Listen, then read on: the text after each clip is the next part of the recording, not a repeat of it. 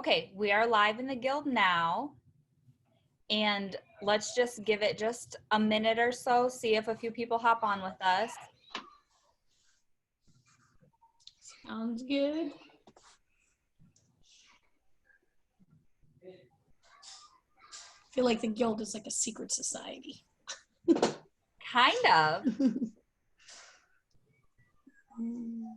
Okay, so today we have Seth and Nalini with us, and they're going to be discussing SEO. Do you guys want to maybe do a short introduction or just a little something about the company? I'm sure that everybody really does know you, but maybe just a little something. Yeah, well, let Seth do that. Nalini, go ahead.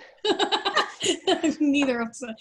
Yeah, so from Blue Shark Digital, Seth, as you guys know, he's also a member of the guild, right? Has kind of built his firm from 2 to 40 lawyers, DC, Maryland, and Virginia. And so he kind of did a lot of that with digital marketing.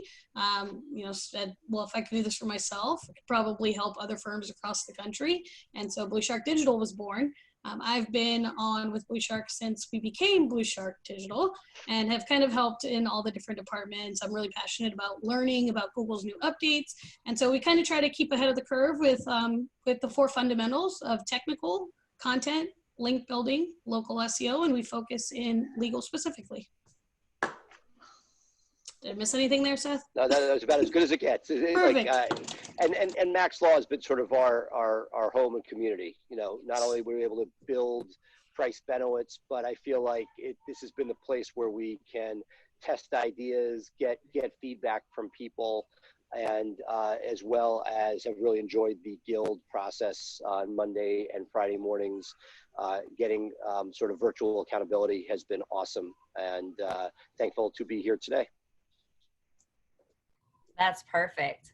All right, so what we're going to do is we're going to hop into a few questions that we've had from before starting this, but there's a few people watching us live right now. If you guys have any questions or anything comes up while we're talking, just drop it in the comments in the group, and then I will ask those to Seth and Nalini.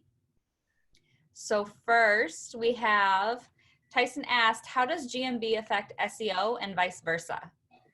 And you know, the irony is that GMB doesn't affect the SEO. The SEO is what allows your Google My Business. So your Google My Business is the interface that we all have for our businesses to give Google all this information. Google wants us to spend as much time on Google products as possible. We see that with flights, and we see that with hotel reservations, and we're now seeing it with law, where you could put your videos and your pictures and all these things. The SEO, the fun that we have, that Nalini and I, that we geek out on, what brings us joy, is using SEO, using links and all of the SEO signals to take your Google My Business and put it into the 3-pack. That's the key. So SEO itself is the art of the 4 fundamentals that Nalini just talked about, of getting you higher up in the search rankings for organic. But then if we work our magic and we are able to get local signals as well, we can then get the Google My Business ranked in that all-important 3-pack, which actually comes before the organic for many searches, and that is the sort of 1-2 punch that we love. And I also always like to use kind of the conditional format. You can go back to LSAT, right? So not everything that you do for local SEO is going to help you with organic, but everying that you do for organic can help you with local. Right, it's a nice one-way. Well, we're talking to lawyers, right? So, but it's a one-way arrow basically. So your foundation, you always want to focus on that organic, the 4 fundamentals that Seth was mentioning there. Awesome. All right, from Jacob, for a saturated market, would you recommend long tail focused on pre-need prospects with retargeting, or focus words like such and such, lawyer city, or a combination? You know, it's a very difficult question. If you're in a there's people who say it's saturated. I'm like, it's not that saturated. So that's the first thing. But if you're sort of trying to do PI in the Tampa expanded market digitally, really, really tough. And the answer is there is no great magical answer. First, I'd figure out, is there a niche? Can you niche down and find essentially long-term keywords that will monetize for you? But I like the idea that you could go and use retargeting. That's a very powerful thing.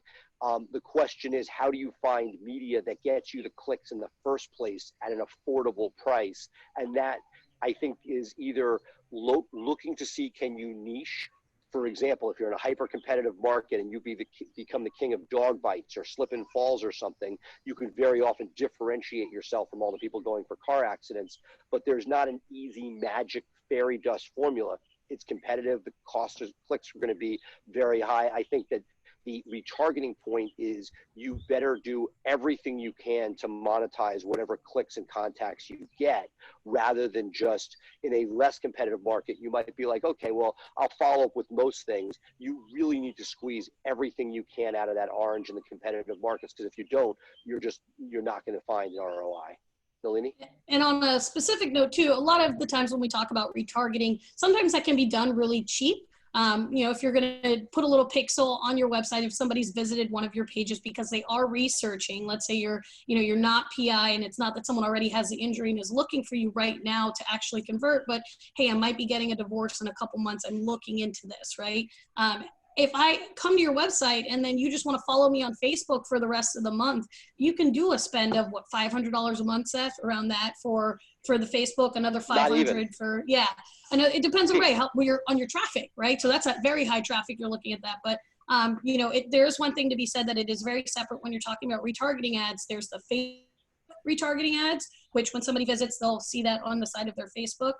But there's also Google retargeting ads, which are a whole network of Google sites. It's only very specific sites, but if people go and visit those sites on Google, they may see your graphic ad as well on the side. And that's right. Another spend, right? And I think you just have to be careful, because if you're in an area, let's say criminal defense, and to a lesser extent PI, there's a shelf life. While yes, there could maybe, there was always back in the day, there was a lot of people proselytized the drip campaigns, which is today's ClickFunnels or the retargeting, which could be done even more efficiently. But bottom line is, if there's a short window on signing something up and somebody's raised their hand and said, hey, I need help, it may make you feel better to say, yes, I'm going to try to squeeze that extra orange juice out of that orange. But if it's something like criminal defense where they're going to sign up for somebody in the near future, waiting for a shock and awe package to come in the mail, my attitude is you want them signed up right away, which is one of the reasons I was talking to Tyson about, our intake center at Price Benowitz, is that you need to get people immediately. Again, family law, trust and estates, much longer sales cycle, that might have a better chance of working. But I'd be very cautious about putting eggs in a basket of retargeting in one of those areas where there's a shorter sales cycle, like thinking, hey, it's competitive, I'm going to do that. Yes, you should do it, but I'm less optimistic that you're going to see positive ROI even with that as the 1-2 punch. Completely agree with that. Great. Jacob also asked, how do you keep SEO content readable by humans? Great. Yeah, so I can give you a little history. When we started, before Nalini, which is hard to believe there was life before Nalini, we would write content that was crap. It was my very first websites. If you want a DC criminal defense lawyer in Washington, D.C. after committing a crime in Washington, D.C., then you need a criminal defense. It was nonsense. And basically you were keyword stuffing, you were keeping your density as high as 5%. Today, that really isn't needed. If you write great content, it will resonate. That said, I believe, even though in theory Google knows what you're talking about, I believe the keywords you want should be once per paragraph. It's not needed. We're beyond that. In theory, it's not. But every time, and I've had some mentors in the space say, hey, why isn't this page ranking? It's like, hey, you don't even have the keyword once. So while you want it clean so that it is readable, and it is in gobbledygook SEO speak, I still believe that there needs to be a fundamental thought that once in each paragraph, you're saying to Google, this is what I want to be found for. You can change the words up, lawyer to attorney, you can change singular to plural, etc. But if you're not giving Google that, even if it's as a discipline within your office, because you want to be saying, this is what the page is about, and that your title tags, your descriptions, everything is rowing in the same direction to say to the Google bot, hey, this is where we are. Please show me for this. And the other thing you're asking with that question, right, is how do I keep the people engaged on my site, right? How do I get them to actually be able to understand what I'm giving? And so it's not just words, but think about if you've done a FAQ video, making sure that that's there, something they can click and listen to, right? Making sure you transcribe those, because those words are going to be more conversational. And then you can also add in these keywords that are really important that Seth just mentioned, putting in charts and tables, lots of those items that people can actually break up the content and be more engaged with. And as we go in to Google getting more sophisticated, they're constantly coming up with all sorts of ways to tell the Google bot what those charts are, what those images are. And so it's also feeding the bot more information about you and why you're smart. Awesome. Next question is from Jay. And he says, once I have my directory NAP listings built out, should I focus more on local links or higher DA links, but without the local connection? And I'd say both, Jay. Look, we want both, right? We definitely want the high domain authority links. We also love local links. If you had to choose, you put a gun to your head, yes, you need the high domain authority links, national links, as he may refer to them. That's what's going to move the needle. So first and foremost, that's what you want to fight for. That said, not all of us can get a link from CNN. So I think that depending on your budget, the market you're in, the competitiveness, if you're in a low competitive market for a non-PI search term, you may be able to use local links that are a lot easier to procure and make that move the needle. But at the end of the day, if you're able to get those high domain authority links, laying the groundwork, nothing better. That's going to get you authority in the eyes of Google. Nalini laid out the 4 pillars. This is one of them. Nothing better than getting those Mac Daddy links coming in. That said, whether once you've gotten those or after you've exhausted those resources, if you don't have the resources to go after them in the first place, local links, very valuable. That said, they're secondary after the Mac Daddy high domain authority links. Yeah, that's kind of full circle to the first question, right? Was you got to do one before you do the other. And I think the other thing is if you have, very limited resources, you only have an hour to figure out what you're going to do. Think about your low hanging fruit too, right? Are you known in the community? Do you have a whole bunch of people that are willing to just link for you right away? Do you have a lot of press out there that can be on national publications? Think about what you have already offline, and that's how you should prioritize what you should be doing. And we don't talk about this a lot, but the first thing we do with new clients at Blue Shark is we triage what's going on. We look at their existing content, but more than that, from the link point of view, we're looking at what are the freebies? What are the associations you're a member of? Where have you spoken? What are the things charities that already have you on the board that are listed?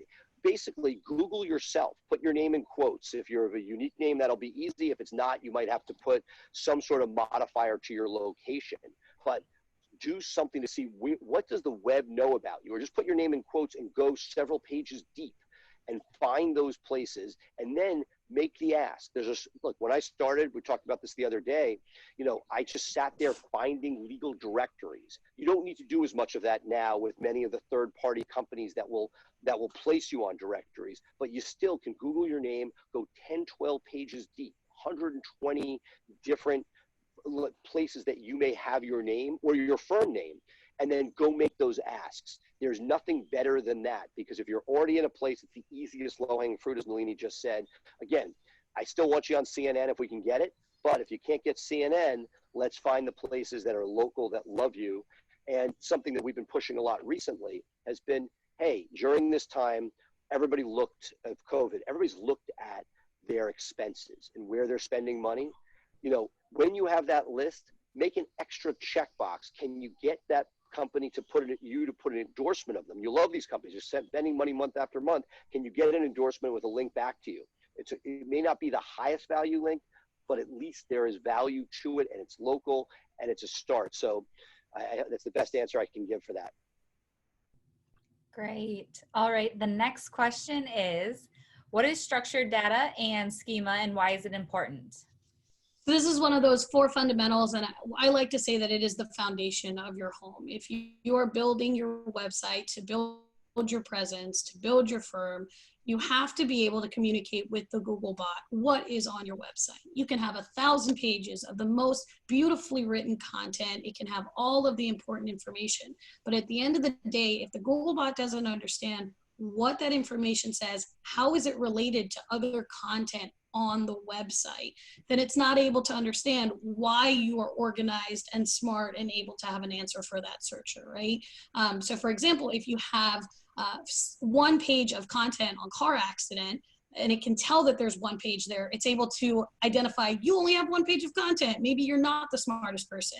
If you have 13 pages of content about car accidents in a specific location, and it's able to understand the structure, the actual outline of your website because of the link that the keyword you use in the page's link, or those side menus, things like that, then it's able to understand that compared to other people, other firms that are your competitors, you have more good content in them. So it's all about just that behind the scenes coding that Google tells you, here's what you need to put there. They actually spell it out for you.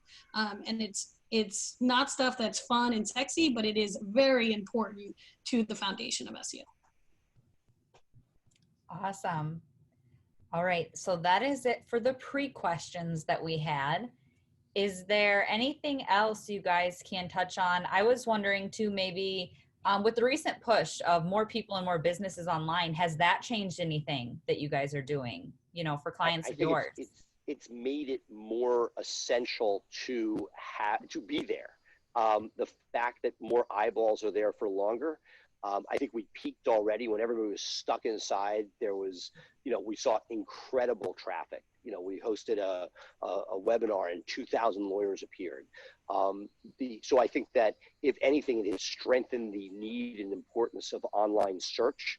And that what's fascinating, and we talked a lot about this, and Jay and I have talked about this on our webinar, is that we have seen a drop in referrals to the law firm, meaning that the web has become, not that there's more revenue, there's definitely been a dip in revenue for most of the fee-for-service people, and there have been less accidents out there, but that what I have seen is that the referral business has dipped, making the web that much more important. So I think that if you were to do anything, obviously continue to push SEO, but doubling down on your Google My Business, making sure if hours have changed that you're reflecting those, and that understanding that that is one of those places that it's been a love-hate relationship for years with Google.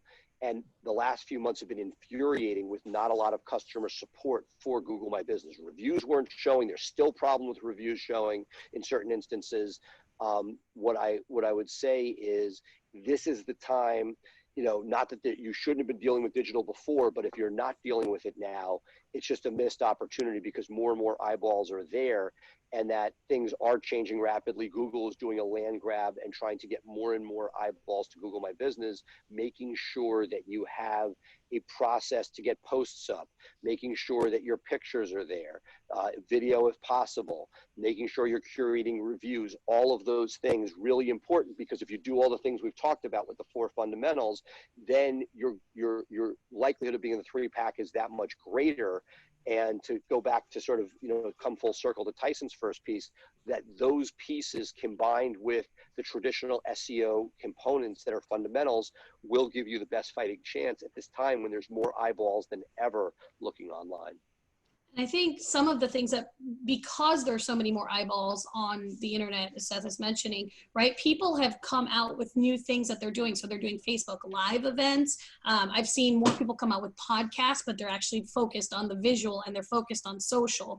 Making sure that when you take the time to create that, to storyboard it, to come up with content for it, that you're actually using that information and putting it on your website, or maybe even taking those recordings and putting it on a YouTube channel that you're trying to establish. So taking all the content that is new right now, all this time you've had to be creative, and making sure that you're optimizing that and using it in as many places as possible, right?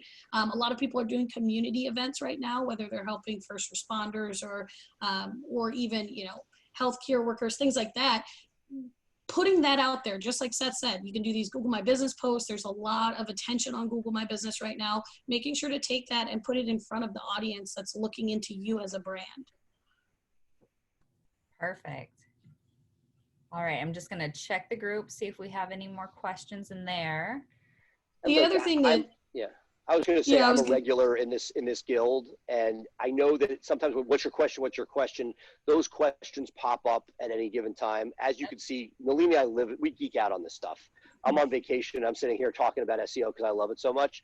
So my 2 cents is, you know, keep it a conversation within the guild. The guild is awesome opportunity.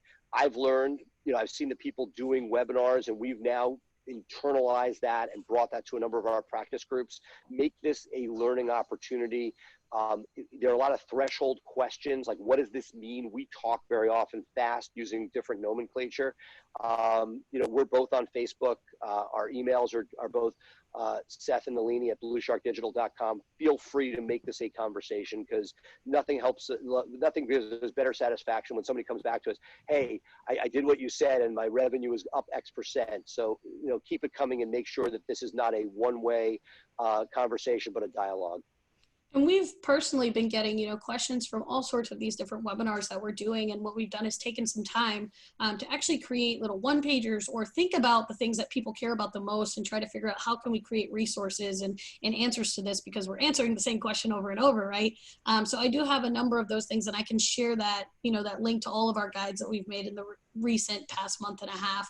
Lots of good stuff in terms of like how to find new offices, how to get your AVO rating up to a 10.0, just little things that you can be doing and that make a difference. So happy to share that with everybody too. You know, stuff we've struggled with for years, getting your Yelp reviews to stick. So yeah, again, if you look at it as a game and you sort of enjoy the ride, it's a much more enjoyable process, and it's a lot less daunting.